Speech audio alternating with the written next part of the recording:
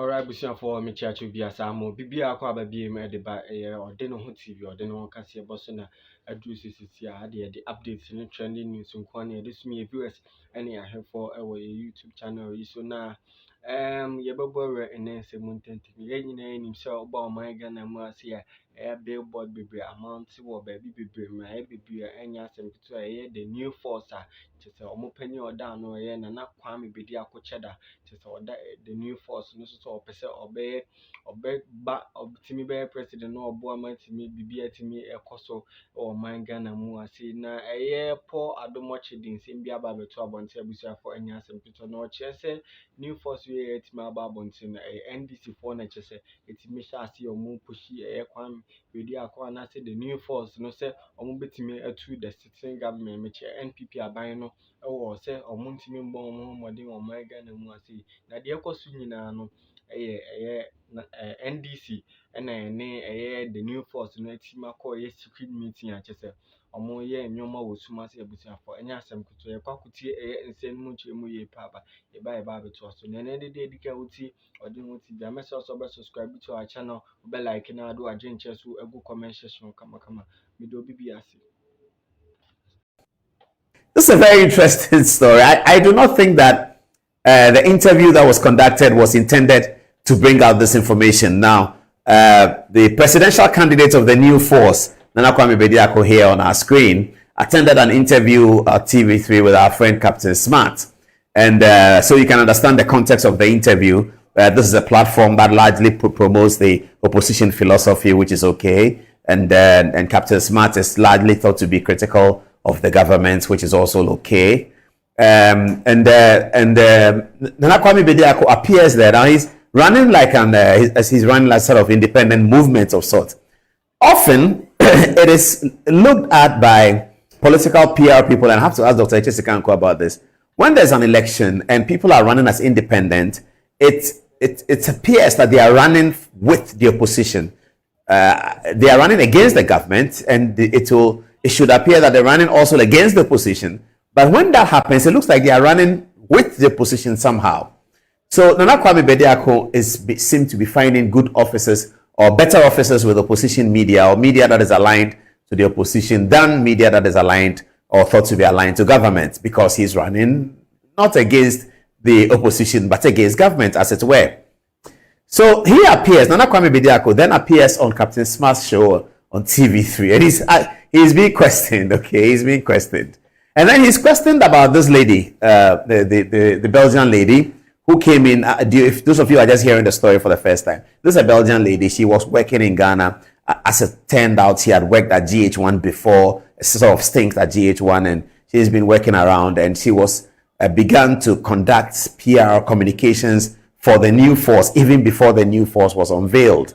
She began to conduct communication for the new force. She seemed to be quite adept at her work. She seemed to be doing her work okay.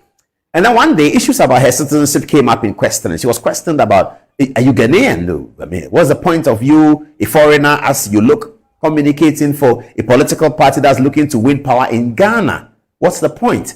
And then the question became legal, and she was arrested by the police on the basis that she had, not that she didn't have a work permit, that she had actually faked a work permit. The complaint was that she had said she's a student of a particular school here in Ghana, and the records show that she's not a student of the school at all. On the basis of that, her citizenship or work permit was heavily questioned, and then she was released on bail. The action was refiled, and then the decision was taken by the immigration that they have made a substantive finding about her citizenship, and therefore they'll deport her according to the law. It is her right to challenge that directive and that decision by the Director of Immigration, who has the power to do so and to deport anyone if the person is found to have incompetent documentation to work or remain in Ghana. If you have that kind of documentation that is incompetent, then the Director of Immigration has the power under the law to deport you. So the Director of Immigration exercised his authority rather than prosecuting her in court for an offense, exercised authority and ordered her deportation, and she was duly deported to Belgium.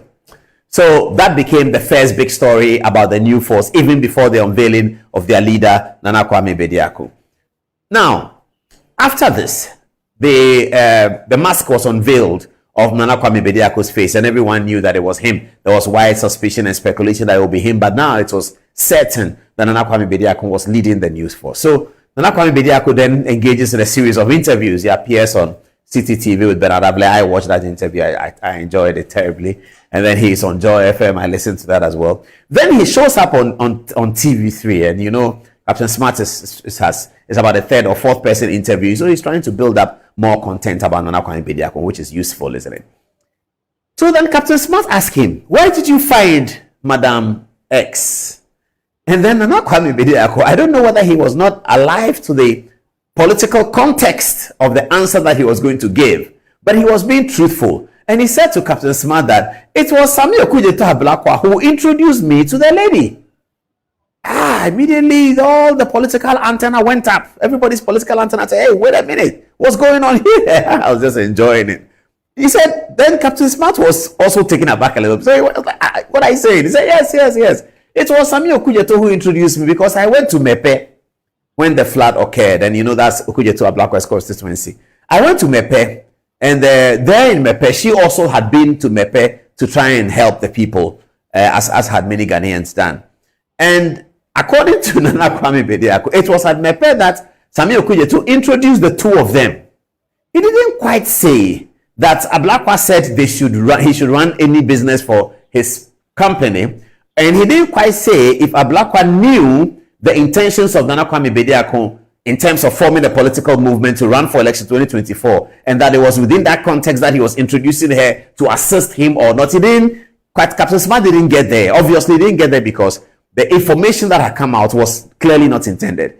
And anyone with political antenna would have seen that something has been said which ought not to have been said. I don't find any problem with it. It's just that we have to know that there's further questions from us to Nana Kwame Bediako. So the question to Nana Kwame Bediako is that when Ablakwa introduced the lady to you, was he aware that you had a political movement coming? Had you discussed the political movement with the NDC and NDC actors like Ablakwa? Did you discuss that with them? Was he aware? Was he asking her to support your activities in that movement? Or was it just a simple introduction that the two of you can work? Ablakwa clearly knows what this lady does and also must know that Nana Kwame Bediako is a businessman. I'm not sure whether at that particular time he was aware. I guess he was, but I don't know. That Nana Kwame Bediako was up to a political movement. By that time, the new force thing was already out. It's been out for a very long time. And so maybe he was aware. If he was aware, and the last question is the NDC working with Nana Kwame Bediako to hopefully unseat the NPP administration in December or November's election? That's the question we are putting. If you have an answer, please text. Is the NDC working actively? Does the NDC need the support of movements like Nana Kwame Bediako and others sort of draw attention to something wrong that the NPP is doing, and hopefully they will get the advantage because they have a bigger political party? Can the NDC prosecute their own agenda without the help of any political party or any movement, or creating movements to mushroom around so that it creates a certain context for the election? I don't know the answer to these questions, but this is just an interesting story of gossip value that came out from that interview that we watched on Onua TV with Captain Smart. That was funny. That was really. So this story came out, breaking news. Wontumi versus Menchia, as they put it. Menchia Clare Chairman Wontumi and Nananom advised Kokosohene to abstain from bringing political issues to Menchia Palace. I think that's a fair verdict. I don't know. I think that's a fair verdict. What excited me at the beginning was the Asante Hene's initial order for his people to discontinue the action. It was said that Chairman Wontumi had said something, untoward about Asante Hene in his argument with somebody. From what the chiefs have issued, they have cleared Wontumi, and they've also advised the chief that when you have a personal matter with somebody, don't make it a palace matter, don't make it a Menchia matter. Chairman Wontumi narrated to the people and argued that this is what had happened, this is what he has said, this is what he has said. He has no intentions to disrespect Asante Hene. And everyone will believe that. Everyone who knows Wontumi will believe that he has no intentions to disrespect Nana Asante Hene. I do not think that there are Ghanaians anywhere who have an intention to disrespect Nana Asante Hene or to disrespect any other traditional authority. I think that when we are fighting our politics, let's fight our politics, and let's not try and create a disadvantage for our opponent and an advantage for ourselves. Let's deal with the issue. Politics must be fought on issues, must be fought on policy. Let's stop that. You are talking to me, and because I know somebody, I will go and tell the person that you have insulted me, you have insulted him, when I know that you didn't insult